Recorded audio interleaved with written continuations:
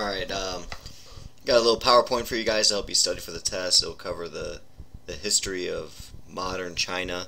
Alright, so this isn't going to necessarily deal with all the dynasties. This basically deals with the beginnings of communism on. Alright, so when we started getting away from the dynasties and empires in China, there were two main groups vying for power in China. Alright, the first was the nationalists, who were led by Chiang Kai-shek, and the second were the communists, led eventually by Mao Zedong. They both vied for power in China following World War I. They actually originally were on the same side. They were both trying to work together to unify China. Eventually they got to the point where they saw that there were differences that they couldn't overcome, and they began the Civil War in 1927. The only time that they really stopped fighting during that time was a brief time during World War II. They decided to stop killing each other for a period of time to fight the Japanese, because the Japanese had invaded mainland China and taken over many of the most populated cities. They stopped fighting. They still didn't like each other. They still didn't work together very well, but they just kind of redirected their focus towards the Japanese. Eventually, shortly after World War II, the communists end up victorious. Chiang Kai-shek left mainland China, and set up his own country on the island of Taiwan, also known as Formosa, and named it the Republic of China, and set up a republic, kind of a democracy-style government there that to this day claims to be the true government of China, although obviously the 99% of China is ruled by the communists still. Alright, one of the pivotal points in the Chinese Civil War was the Long March. Long March was a strategic retreat by the communists, and at this point in the war they were not doing very well. They were constantly being defeated in battle, and they were in a serious threat of losing the war altogether. So they decided to leave southern China and regroup in the north. And to do this, they had to go on a very, very strenuous march. It was about 7,000 miles. Historians debate this all the time, but it definitely took a year. They crossed 11 provinces, 18 mountain ranges, 24 rivers. So this was a long, long, hard trip through some of the roughest terrain in Japan, fighting along the way. They started out with 100,000 men, and they ended up in northern China with 28,000. So they lost almost 3/4 of their men. Huge numbers. But the important thing that came from this was that Mao Zedong really took a leadership position at this time and asserted himself as a leader of the communists, a position that he would not give up until his death in 1978. So this is really when we see the rise of Mao Zedong as a great leader of China and the communists. Alright, after China was unified under communism, going into the 50s, the communist regime wanted to really make a splash, and Mao Zedong in particular really wanted to start moving the country forward and making them a giant. They were somewhat, I would say, envious of the Soviet Union and the success they had, and wanted to be as good or better, and they actually wanted to surpass European powers such as Great Britain and of course the United States as well. So to do this, Mao Zedong came up with this idea of the Great Leap Forward. And what he was trying to do was to modernize China in a very, very short period of time. He wanted to make drastic change, and it ended up being a complete and utter disaster. As you know, I call it in class the Great Step Back. It absolutely devastated China rather than made them into an industrial giant. What he tried to do was get rid of the traditional means of production. What I mean by that is it was no longer private industry. There was no longer individuals producing for themselves. It was everyone in the country producing for the country. Everything went to the government. Everything was for the government and for the people, and everything shared it. That's kind of how communism works. So individual farms were pretty much destroyed and completely restructured. They built these things called communes, which means they would take all of the local villages. So let's say they take all the little towns in Fort Wayne. They set everyone up, and they all work on one farm, and they all produce as much as possible on that one farm.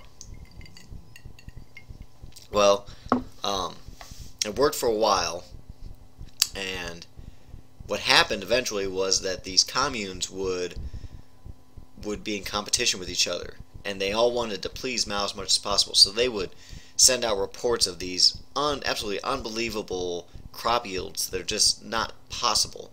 Like I said in class, they were talking about harvesting hundreds of thousands of bushels per acre, numbers that weren't possible given their industrial capabilities at the time and the equipment that they had. It was not possible. Well, the problem with that was, when they gave these numbers to the government decided to take larger quantities of grain and of agricultural goods. They took their share based on what they reported. So they were taking too much, and they weren't leaving enough for the people that worked on the commune. And what resulted was famine. So these people on the commune barely had anything to eat, but they didn't want to admit that they'd lied to their leader. That could be disastrous. So the people on these communes were starving. They were working day and night. They weren't getting paid. They weren't really getting fed. And what happened was some 20 million people starved during the Great Leap Forward. Another thing that they did, along with the revisions to agriculture, was they tried to produce steel and produce factories in mass. They tried to really boost up their industrial sector. But the problem was, you can't just will that type of thing. You need to go through the process of creating new technology and building education. They didn't do that. They just tried to, okay, we're just going to build a business up. Well, they didn't have the technology, they didn't have the know-how, and everything they did was a failure. These commoners who had no real know-how were trying to make steel, and they made a type of steel, but it was so poor quality you couldn't do anything with it. So these factories that were made, weren't useful. The factories that were made, the people that worked there didn't know how to produce the goods. It was a complete planning disaster.